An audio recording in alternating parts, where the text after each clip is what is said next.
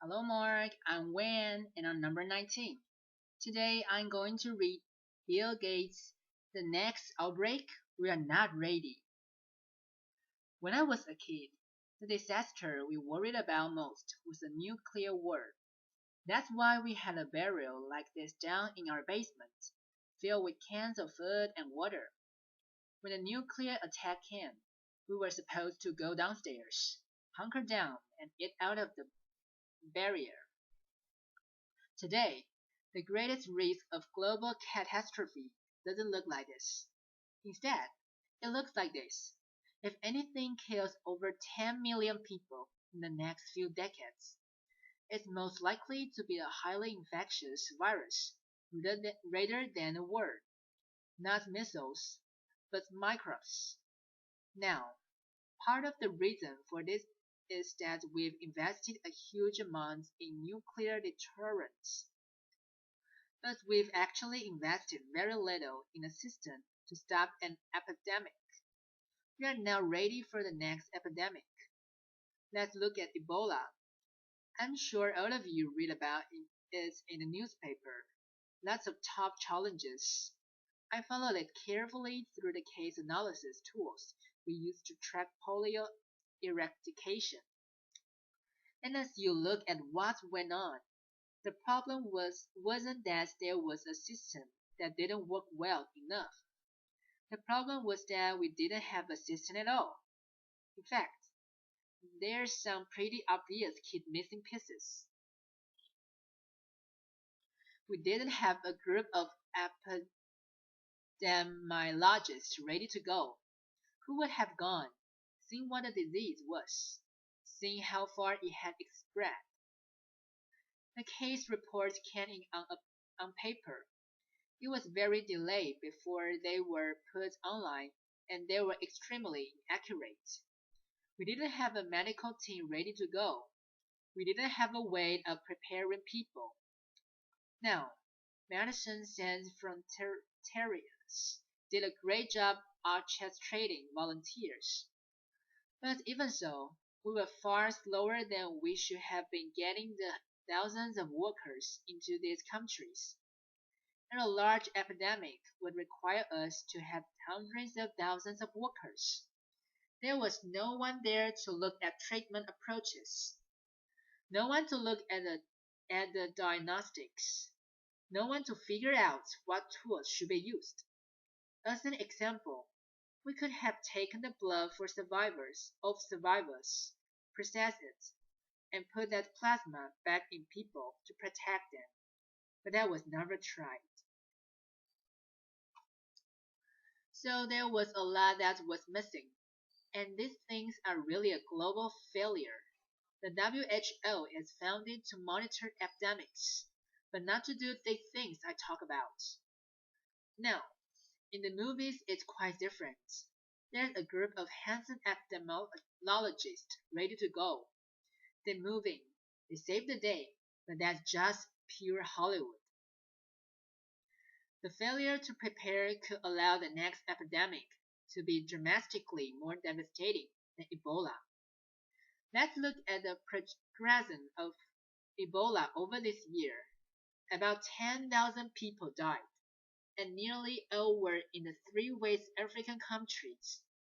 There are three reasons why it didn't spread more. The first is that there was a lot of heroic work by the health workers. They found the people and they prevented more infections. The second is the nature of the virus. Ebola does not spread through the air, and by the time you are contagious, most people are so sick that they are bedridden. Third, it didn't get into many urban areas, and that was just luck. If it had gotten into a lot more urban areas, the case numbers would have been much larger. So next time, we might not be so lucky. You can have a virus where people feel well enough while they are infectious that they get on a plane or they go to the market. The source of the virus could be a natural epidemic like Ebola, or it could be bioterrorism. So there are things that would literally make things 1,000 times worse. In fact, let's look at a model of a virus spread through the air, like the Spanish flu back in 1918. So here's what would happen. It would spread throughout the world very, very quickly, and you can see over 30 million people die from that epidemic. So this is a serious problem. We should be concerned. But in fact, we can build a really good response system. We have the benefits of all the science and technology that we talk about here. We've got cell phones to get information from the public and get information out to them. We have satellites maps where we can see where people are and where they are moving. We have advances in biology that should dramatically change the turnaround time to look at a pathogen and be able to make drugs and vaccines that fit for that pathogen. So we can have tools, but those tools need to be put into an overall global health system, and we need preparedness. The best lessons, I think, on how to get prepared are again what we do for war. For soldiers, we have full time, waiting to go. We have reserves that can scale us up to larger numbers. NATO has a mobile unit that can deploy very rapidly. NATO does a lot of war games to check. Are people well trained? Do they understand about fuel and logistics and the same radio frequencies? So they are absolutely ready to go. So those are the kinds of things we need to deal with an epidemic. What are the key pieces? First, we need strong health systems in poor countries. That's where mothers can give birth safely. Kids can get all their vaccines, but also where we'll see the outbreak very early on. We need a medical reserve corps. Lots of people who've got a training and background who are ready to go with the expertise. And then we need to pair those medical people with the military, taking advantage of the military's ability to move fast, do logistics and secure areas. We need to do simulations, germ games, not war games, so that we see where the holes are. The last time a germ game was done in the United States was back in 2001, and it didn't go so well. So far the score is germs 1, people 0. Finally, we need lots of advanced R&D in areas of vaccines and diagnostics.